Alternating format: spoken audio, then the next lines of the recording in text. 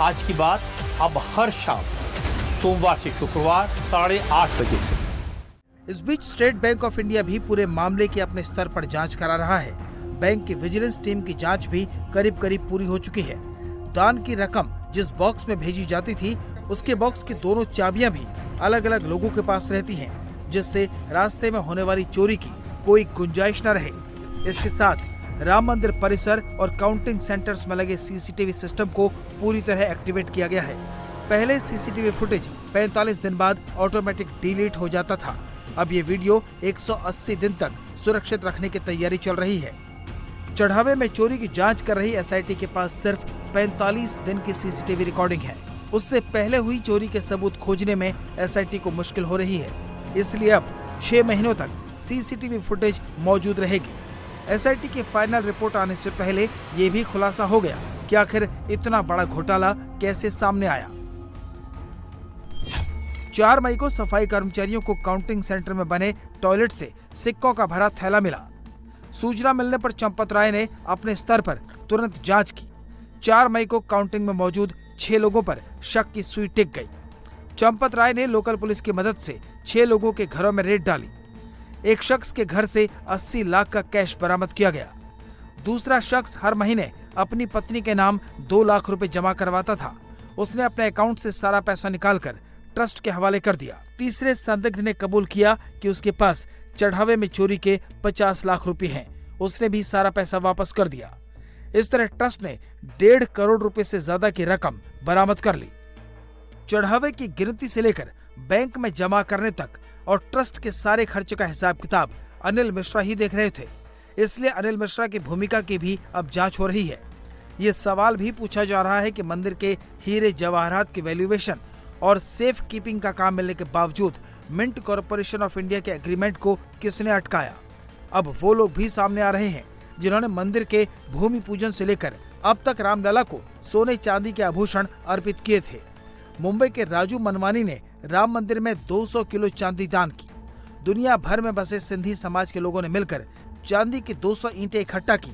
राजू मनवानी ने ये ईंटें राम मंदिर ट्रस्ट के जनरल सेक्रेटरी चंपत राय को सौंपी। न तो उन्होंने राम मंदिर ट्रस्ट से इस दान की कोई रसीद मांगी और न ही उनको कोई रसीद दी गई, लेकिन अब लोग अपने चढ़ावे का हिसाब पूछ रहे हैं। 26 जनवरी को अयोध्या के परिसर में ही उनका कोई हॉल है जहाँ पे हम लोगों ने ये प्रोग्राम ऑर्गेनाइज किया और करीब करीब 150 से 200 श्रद्धालु साथ में चले। हर डोनर साथ में चला और उनको डोनेट किया गया। उसका वीडियो और उसके फोटोग्राफ्स और उनके सारे रिसिप्ट्स और नाम वगैरह हमारे पास थे। हमने कभी रसीद मांगी नहीं, कहा कि दान दिया है तो दान वो कहीं भी लगाए, हमें कोई एतराज़ नहीं है। लेकिन अभी ये जो रोज़ हम टीवी के ऊपर देखने लगे तो सबके दिल में ये लगा कि क्या हमारा दान सही जगह यूज़ हुआ है या मिसयूज़ हुआ है।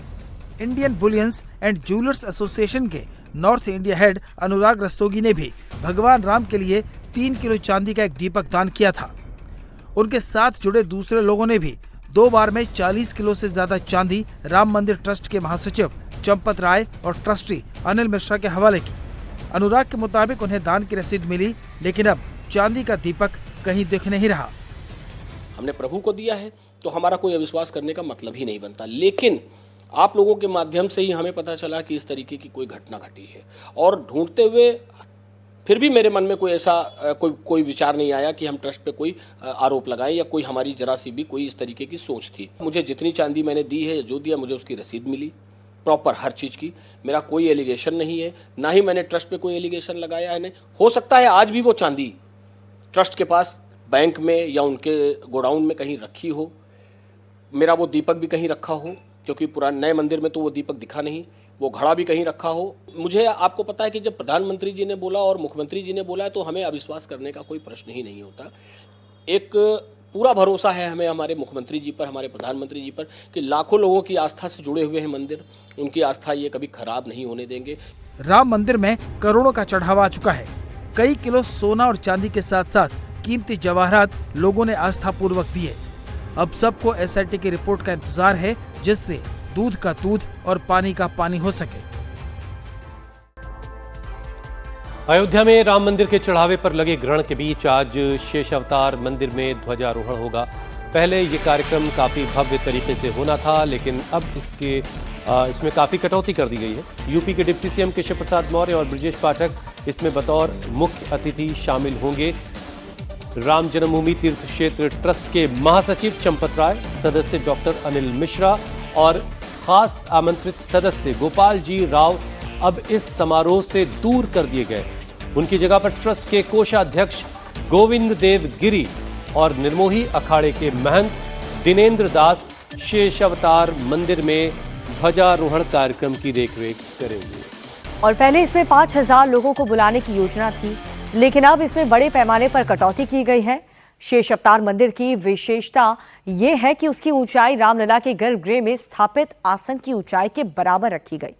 मंदिर के शिखर पर 51 फीट की ऊंचाई पर धर्म ध्वजा स्थापित की जाएगी।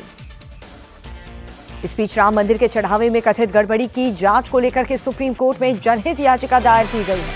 अजय कुमार राय और दिनेश कुमार यादव नाम के 2 वकीलों की ओर से दायर याचिका में मांग की गई है कि राम जन्मभूमि ट्रस्ट के पैसों में गड़बड़ी के आरोपों की एफआईआर दर्ज की जाए। याचिका में मांग की गई है कि सीबीआई की अगुवाई में एक विशेष जांच टीम बनाकर निष्पक्ष जांच कराई जाए। और इस याचिका में ये भी मांग की गई है कि ये जांच एक टाइम फ्रेम के अंदर तय पूरी की जाए, जिससे ये पता चल सके कि दान के पैसों में कोई गड़बड़ी हुई, कितना गबन हुआ, कितना भ्रष्टाचार हुआ।